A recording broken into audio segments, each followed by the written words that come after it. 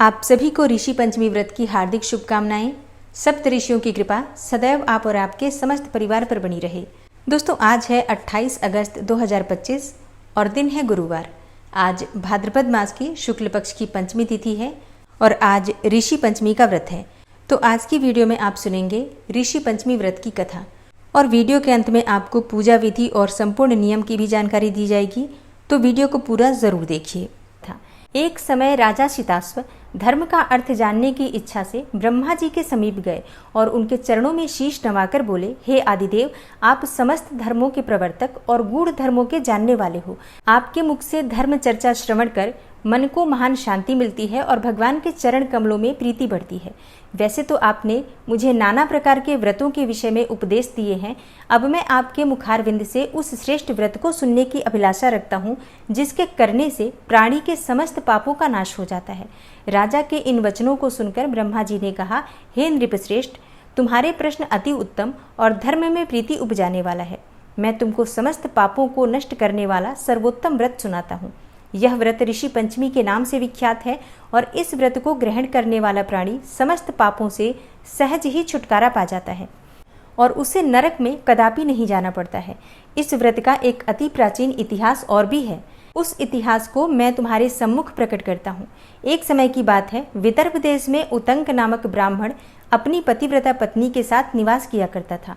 उस ब्राह्मण दंपत्ति के एक पुत्र और एक पुत्री थी। उसके पुत्र का नाम सुविभूषण था। वह कुशाग्र और तीक्ष्ण बुद्धि वाला था। उसने अल्पकाल में ही चारों वेदों को पढ़ लिया। हे राजन, उतंक ने अपनी पत्नी की परामर्श से अपनी पुत्री का विवाह एक सुयोग्य ब्राह्मण कुमार के साथ कर दिया, किंतु भगवान की गति ही कुछ ऐसी थी कि कन्या विवाह के 1 माह पश्चात ही विधवा हो गई। अतः विधवा होने के पश्चात वह कन्या अपने धर्म का पालन करती हुई अपने पिता के यहाँ रहकर ही अपने समय को व्यतीत करने लगी। विधवा कन्या के दुख से दुखी होकर उतंक अपने घर बार को अपने पुत्र को सौंपकर अपनी स्त्री और कन्या को लेकर गंगा जी के किनारे चला गया और वहां आश्रम बनाकर वेदों का पठन पाठन करने लगा। उसके पास कुछ ब्राह्मण भी वेद पढ़ने के लिए रहने लगे। कन्या भी अपने धर्म का पालन करती हुई अपना समय व्यतीत कर रही थी। वह नित्य व्रती मन लगाकर माता पिता की सेवा करती थी। एक दिन समस्त कार्यों से थककर वह एक शिला पर विश्राम करने के लिए लेट गई। थकान के कारण उसको अपने शरीर की सुधि भी न रही। भगवान की गति से अर्धरात्रि के समय यकायक उसके शरीर में कीड़े उत्पन्न हो गए। शिष्यों ने जब उस कन्या के शरीर पर कीड़ों को देखा तो उन्होंने जाकर अपनी गुरु पत्नी को बताया। कन्या के शरीर में कीड़े पड़ जाने की बात सुनकर ब्राह्मणी कातर स्वर में विलाप करती हुई उसी शिला के पास पहुंची जहां उसकी कन्या बेसुध पड़ी थी। उसके शरीर पर कीड़ों को देखकर बहुत दुखी हुई और विलाप करते करते वह ब्राह्मणी अचेत हो गई। जब उसे चेत हुआ तो उसने अपनी सोती हुई कन्या को गोदी में उठाया और अपने पति उतंक के सामने ले जाकर रख दिया। कन्या की दशा को देखते हुए ब्राह्मणी ने अपने पति से कहा, हे स्वामी, आप कृपा करके मुझे यह बताएं कि मेरी इस साध्वी कन्या की दुर्दशा किस दुष्कर्म के कारण हुई। अपनी भार्या की बातों को सुनकर उतंक मुनि थोड़ी देर के लिए शांत होकर हृदय में भगवान का ध्यान करने लगे। उन्होंने अपनी ज्ञान शक्ति के द्वारा कन्या के पूर्व जन्म के समस्त वृतांतों को जान लिया। तब वे अपने नेत्रों को खोलकर बोले, हे प्रिय, यह कन्या अपने पहले जन्म में एक ब्राह्मणी थी। उस समय इसने रजस्वला होते हुए भी एक समय घर के घड़े आदि बर्तनों को छू लिया था। उसी पाप के कारण इसके शरीर में कीड़े पड़ गए हैं। इसने शुद्ध होने के बाद अपनी सखियों के साथ ऋषि पंचमी व्रत को देखकर भी उसका आदर नहीं किया था। व्रत के दर्शन के प्रभाव से तो इस जन्म में इसको उत्तम ब्राह्मण कुल तो प्राप्त हुआ, परंतु उस व्रत का तिरस्कार करने के कारण इसके शरीर में कीड़े पड़ गए हैं। मुनि के वचनों को सुनकर सुशीला बोली, हे स्वामिन, जिस व्रत के दर्शन मात्र से आपके समान ब्रह्म तेजोमय उत्तम कुल में इसको जन्म प्राप्त हुआ और जिसका तिरस्कार करने से शरीर कीड़ों से भर गया, उस महान और आश्चर्यजनक व्रत को आप कृपा करके मुझे सुनाएं। उतंक प्रसन्न होकर बोले, हे सुशीले, यह व्रत समस्त व्रतों में उत्तम है। इसके प्रभाव से समस्त पाप नष्ट हो जाते हैं। इस व्रत को धारण करने वाला निश्चय ही दैहिक, भौतिक और दैविक तीनों प्रकार के कष्टों से छूट जाता है और इस व्रत को धारण करके स्त्रियां सौभाग्य को प्राप्त करती हैं। यह महान व्रत भादो मास के शुक्ल पक्ष में पंचमी तिथि को होता है और इस व्रत के प्रभाव से अपने पूर्व जन्म का स्मरण रहता है। और ऋषि पंचमी की कथा का वर्णन भविष्योत्तर पुराण में भी आता है। भविष्योत्तर पुराण में ऋषि पंचमी की कथा का जो वर्णन है उसके अनुसार भगवान श्री कृष्ण से युधिष्ठिर ने प्रश्न किया कि हे देवेश, मैंने आपके श्रीमुख से अनेकों व्रतों का श्रवण किया है। अब आप कृपा करके पापों को नष्ट करने वाला कोई उत्तम व्रत सुनावें। राजा के इन वचनों को सुनकर श्री कृष्ण जी बोले, हे राजेंद्र, अब मैं तुमको ऋषि पंचमी का उत्तम व्रत सुनाता हूँ, जिसको धारण करने से स्त्री समस्त पापों से छुटकारा पा लेती है। भगवान श्री कृष्ण बोले, हे नृपोत्तम, पूर्व समय में वृत्रासुर का वध करने के कारण इंद्र को ब्रह्म हत्या का महान पाप लगा था। तब ब्रह्मा जी ने कृपा करके इंद्र के उस पाप को 4 स्थानों में बांट दिया। पहला अग्नि की ज्वाला में, दूसरा नदियों के बरसाती जल में, और तीसरा पर्वतों में, और चौथा स्त्री के रज में। उस रजस्वला धर्म में जाने अनजाने उससे जो भी पाप हो जाते हैं, उनकी शुद्धि के लिए ऋषि पंचमी व्रत करना उत्तम माना गया है। यह व्रत समान रूप से चारों वर्णों की स्त्रियों को करना चाहिए। इसी विषय में एक प्राचीन कथा का वर्णन करता हूँ, तुम ध्यान पूर्वक सुनो। सतयुग में विदर्भ नगरी में शयनजित नामक राजा हुए। वे अपनी प्रजा का पुत्रवत अर्थात पुत्र के समान ही पालन करते थे। उनके आचरण ऋषि के समान थे। उनके राज्य में समस्त वेदों का ज्ञाता, समस्त जीवों का उपकार करने वाला सुमित्र नामक एक कृषक ब्राह्मण निवास करता था। उस किसान की पत्नी का नाम था जयश्री, जो बहुत पतिव्रता थी। ब्राह्मण के अनेक नौकर चाकर भी थे। एक समय वर्षा काल में जब वह साध्वी खेतों के काम में लगी हुई थी, तब वह रजस्वला भी हो गई। हे राजन, उसे अपने रजस्वला होने का भास हो गया, किंतु फिर भी वह घर गृहस्थी के कार्यों में ही लगी रही। कुछ समय पश्चात वे दोनों स्त्री पुरुष अपनी अपनी आयु भोगकर मृत्यु को प्राप्त हुए। जयश्री अपने ऋतु दोष के कारण कुतिया बनी और सुमित्र को रजस्वला स्त्री के संपर्क में रहने के कारण बैल की योनि प्राप्त हुई। क्योंकि ऋतु दोष के अतिरिक्त इन दोनों का कोई और अपराध नहीं था, इस कारण दोनों को अपने पूर्व जन्म का समस्त विवरण याद रहा।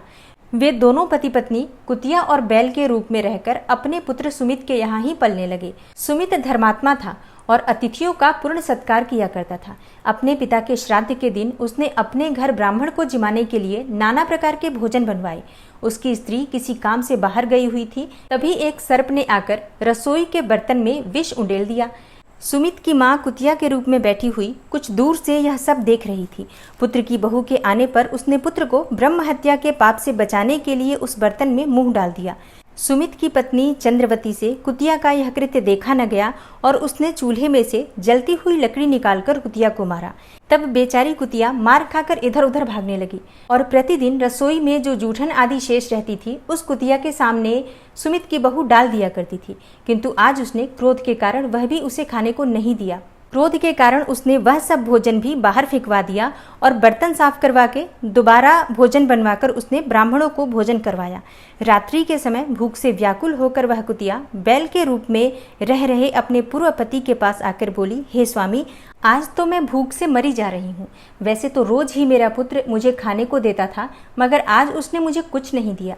मैंने सांप के विष वाले खीर के बर्तन को अनेकों ब्रह्म हत्या के भय से छूकर भ्रष्ट कर दिया, उसे न खाने के योग्य कर दिया। इस कारण मेरी बहू ने मुझे बहुत मारा और खाने को भी कुछ नहीं दिया है। तब बैल ने कहा, हे भद्रे, तेरे ही पापों के कारण मैं भी इस योनि में आ पड़ा हूँ। बोझा ढोते ढोते मेरी कमर टूट गई है। आज मैं दिन भर खेत में जोतता रहा। मेरे पुत्र ने आज भी मुझे भोजन नहीं दिया है और ऊपर से मारा भी खूब है। मुझे कष्ट देकर श्राद्ध को तो वैसे भी निष्फल कर दिया। अपने माता पिता की इन बातों को उनके पुत्र सुमित ने सुन लिया। उसने उसी समय जाकर उनको भरपेट भोजन कराया और उनके दुख से दुखी होकर वन में जाकर उसने ऋषियों से पूछा, हे स्वामी, मेरे माता पिता किन कर्मों के कारण इस योनि को प्राप्त हुए हैं और किस प्रकार उससे छुटकारा पा सकते हैं। सुमित के उन वचनों को श्रवण कर सर्वतपा नामक महर्षि दया करके बोले, पूर्व जन्म में तुम्हारी माता ने अपने उच्छृंखल स्वभाव के कारण रजस्वला होते हुए भी घर गृहस्थी की समस्त वस्तुओं को स्पर्श किया था और तुम्हारे पिता ने उनको स्पर्श किया था। इसी कारण वे कुतिया और बैल की योनि को प्राप्त हुए हैं। तुम उनकी मुक्ति के लिए ऋषि पंचमी का व्रत धारण करो। भगवान श्री कृष्ण युधिष्ठिर से बोले, हे राजन, महर्षि सर्वतपा के इन वचनों को श्रवण करके सुमित्र अपने घर लौट आया और ऋषि पंचमी का दिन आने पर उसने अपनी स्त्री सहित उस व्रत को धारण किया और उस व्रत का सारा पुण्य अपने माता पिता को समर्पित कर दिया। व्रत के प्रभाव से उसके माता पिता दोनों ही पशु योनि से मुक्त हो गए और स्वर्ग को चले गए।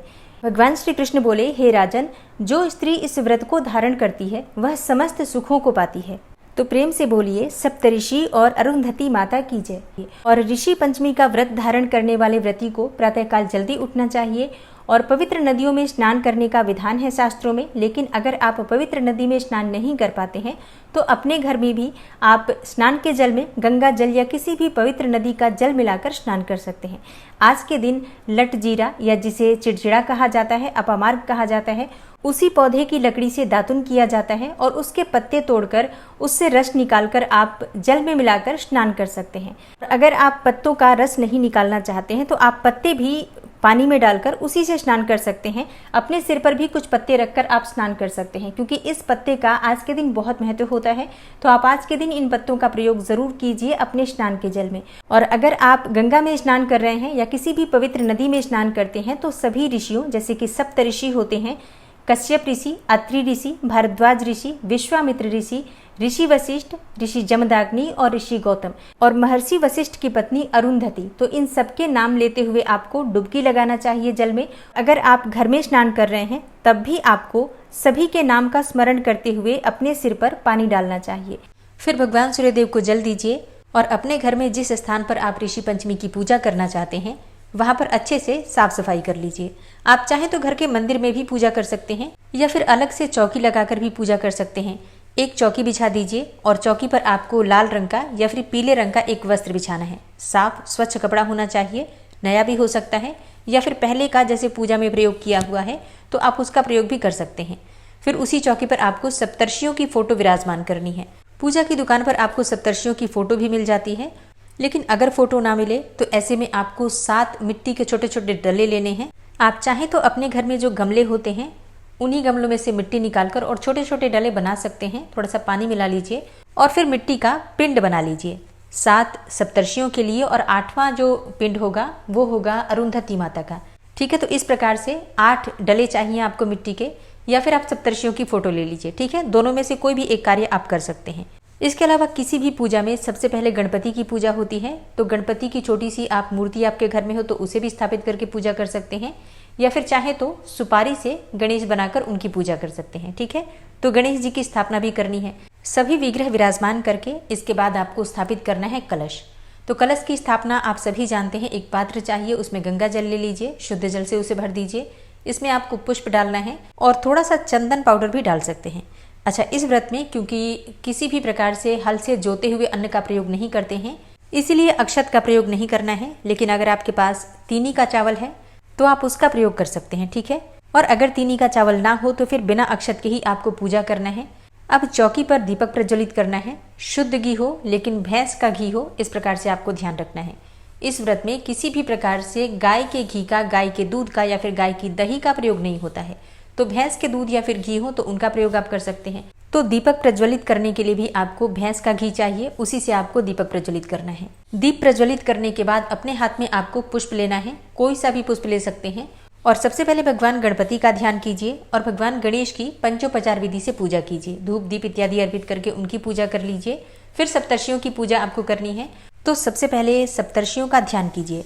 सप्तर्षियों के नाम हैं कश्यप ऋषि, अत्रि ऋषि, भारद्वाज ऋषि, विश्वामित्र ऋषि, महर्षि गौतम और जमदग्नि और वशिष्ठ, ये 7 नाम हैं। इसके अलावा अरुंधति माता, इनका भी ध्यान आपको करना है। तो इन सभी के नाम का ध्यान करके और आपके हाथ में जो पुष्प है इनके चरणों में अर्पित कर दीजिए। इसके बाद जल के छींटे देकर स्नान का भाव कीजिए। फिर वस्त्र के स्वरूप में कलावा अर्पित करना है। सभी को कलावा अर्पित कर सकते हैं। और अरुंधति माता को एक चुन्नी अगर आपके पास है तो चुन्नी चढ़ा सकते हैं, और अगर ना हो तो कलावा भी अर्पित कर सकते हैं। ठीक है, वस्त्र हमें अर्पित करना है, इस बात का ध्यान रखिए। अब इसके बाद आप चंदन लगा दीजिए सप्तर्षियों को और माता अरुंधति को रोली का तिलक कीजिए। फिर धूप दीप पुष्प इत्यादि अर्पित करके उनकी पूजा कर लीजिए। जो भी आपके पास पुष्प है, चाहे सफेद या फिर पीले, कोई भी पुष्प चढ़ा सकते हैं। ठीक है, अच्छा, सप्तर्षियों को हम किसी भी प्रकार से अनाज का भोग नहीं लगा सकते हैं, इसलिए आप फलों का भोग लगा सकते हैं या फिर जो ड्राई फ्रूट्स होते हैं उनका भोग लगा सकते हैं। ठीक है, इसके बाद हाथ में पुष्प लेकर आपको व्रत की कथा सुननी है। अच्छा, कथा की वीडियो आपको मिल जाएगी इसी चैनल पर, और अगर आपके पास कथा की पुस्तक है तो उसमें से भी आप पढ़ सकते हैं। ठीक है, पूजा पूर्ण करने के बाद आरती कर लीजिए और इसके बाद पूजा में किसी भी प्रकार की भूल चूक हो जाती है उसके लिए क्षमा प्रार्थना कर लीजिए। ऋषि पंचमी पूजा का शुभ मुहूर्त है 28 अगस्त को सुबह 11:05 से लेकर दोपहर 1:39 तक। इसी शुभ मुहूर्त में आपको पूजा आराधना करना है और इसके बाद शाम के समय चौकी का विसर्जन आप कर सकते हैं, मतलब चौकी हटा सकते हैं। तो अगर आप मिट्टी के डले से बनाते हैं सप्तर्षि तो फिर आप इनको जल प्रवाह कर सकते हैं या फिर घर के गमले में भी मिट्टी में दबा सकते हैं, और या फिर आप चाहें तो घर में भी किसी भी पात्र में जल भरकर उसी में इसका विसर्जन करके फिर गमलों में वापस डाल सकते हैं। ठीक है, जो भी सुविधा आपको लगे उस प्रकार से आप कर सकते हैं। सप्तर्षियों को जो पुष्प चढ़ाते हैं वो भी आप विसर्जित करेंगे। अच्छा, एक और चीज का ध्यान रखना है, भोग लगाने के बाद दक्षिणा अवश्य चढ़ाइए। फिर आप अपनी इच्छा के अनुसार 11 रुपए, 21 रुपए या इससे ज़्यादा जो भी आपके पास आपकी इच्छा हो उसके अनुसार आप चढ़ा सकते हैं। बाद में इस दक्षिणा को किसी ब्राह्मण को दान कर सकते हैं, या घर के आसपास कोई मंदिर हो तो मंदिर की दान पेटी में भी डाल सकते हैं। ठीक है, गणेश जी का जो विग्रह आपने स्थापित किया है चौकी पर, उसे आप यथास्थान रख सकते हैं, या फिर अगर आपने सुपारी से गणेश बनाए हैं तो उनका भी विसर्जन कर सकते हैं। ठीक है, चौकी पर जो कपड़ा बिछाते हैं उसका वापस आप किसी भी पूजा में प्रयोग कर सकते हैं, और चौकी उठाकर वापस यथास्थान आप रख सकते हैं। तो इस प्रकार से आपको ऋषि पंचमी की पूजा करना है। अब बात करें कि अगर आप व्रत धारण करते हैं तो व्रत के नियम क्या होंगे। देखिए, जो हम व्रत धारण करते हैं तो पूजा से पहले, मतलब जब तक पूजा नहीं होती है तब तक निर्जला ही होता है ये व्रत, बिना जल के और बिना अन्न के। सूर्योदय से लेकर और जब तक पूजा नहीं हो जाती है तब तक आपको निर्जल रहना है, और पूजा पूर्ण कर लेते हैं जब आप, तब उसके बाद आप फल या फिर मेवे इत्यादि ले सकते हैं, क्योंकि इस व्रत में किसी भी प्रकार से अन्न का सेवन नहीं करना चाहिए। इसलिए या तो आप फल ले सकते हैं या कोई भी ड्राई फ्रूट्स ले सकते हैं, जल पी सकते हैं। चाय अगर आप पीते हैं तो भैंस के दूध से बनी हुई चाय पी सकते हैं। दही भी अगर आप भैंस के दूध की बनी हुई लेना चाहते हैं तो ले सकते हैं। अगर आपके पास तीनी का चावल है तो फिर दही के साथ तीनी का चावल बनाकर उसे भी आप खा सकते हैं। ठीक है, एक और चीज का ध्यान रखना है, इस व्रत में किसी भी प्रकार से चीनी का सेवन नहीं करते हैं, या फिर गुड़ का सेवन भी नहीं करते हैं, क्योंकि हल से ही ईख इत्यादि बोया जाता है, तो इसीलिए आपको मीठा नहीं खाना है। मीठे के लिए आप ड्राई फ्रूट्स इत्यादि ले सकते हैं, फल खा सकते हैं। ठीक है, अगर आप चाय पीते हैं तो उसमें भी आपको चीनी या फिर गुड़ का प्रयोग नहीं करना है। और इन सभी बातों का ध्यान रखते हैं तभी इस व्रत का संपूर्ण फल प्राप्त होता है। जिस दिन आपका ऋषि पंचमी का व्रत है, ब्रह्मचर्य के नियम का पालन करना अत्यंत आवश्यक है, और ऋषि पंचमी व्रत करने से एक दिन पहले बिल्कुल शुद्ध और सात्विक भोजन आपको लेना चाहिए। लहसुन, प्याज इत्यादि आपको उस दिन नहीं खाना है। ठीक है, तो इस बात का भी आपको ध्यान रखना है। तो 28 अगस्त 2025 को गुरुवार के दिन ऋषि पंचमी का व्रत है। भाद्रपद मास के शुक्ल पक्ष की पंचमी तिथि का प्रारंभ हो रहा है 27 अगस्त को दोपहर में 3:44 पर, और इसका समापन होगा 28 अगस्त को शाम को 5:56 पर। तो सूर्योदय कालीन तिथि के अनुसार ऋषि पंचमी का व्रत रखा जाएगा 28 अगस्त 2025 को, और दिन होगा गुरुवार का। ऋषि पंचमी पूजा का शुभ मुहूर्त है 28 अगस्त को सुबह 11:05 से लेकर दोपहर 1:39 तक। इसी शुभ मुहूर्त में आपको पूजा आराधना करना है। दोस्तों, अगर आप राधा अष्टमी और एकादशी के विषय में जानना चाहते हैं तो चैनल पर वीडियो अपलोड हो चुकी है, ज़रूर देख लीजिए। आज की वीडियो कैसी लगी कमेंट बॉक्स में ज़रूर बताइए। अगर वीडियो अच्छी लगी हो तो लाइक ज़रूर कीजिए, और संभव हो तो वीडियो को शेयर कीजिए। चैनल पर पहली बार आए हैं, अगर अभी तक आपने चैनल को सब्सक्राइब नहीं किया है तो आज की वीडियो अगर आपको अच्छी लगे तो चैनल को सब्सक्राइब कर लीजिए और बेल बटन को ज़रूर प्रेस कर लीजिए। तो इससे ये होगा कि इस चैनल पर जो नई वीडियो अपलोड होंगी उनकी नोटिफिकेशन आपको सही समय पर प्राप्त होगी। मिलती हूँ मैं आपसे अगली वीडियो में, तब तक के लिए जय श्री राधे।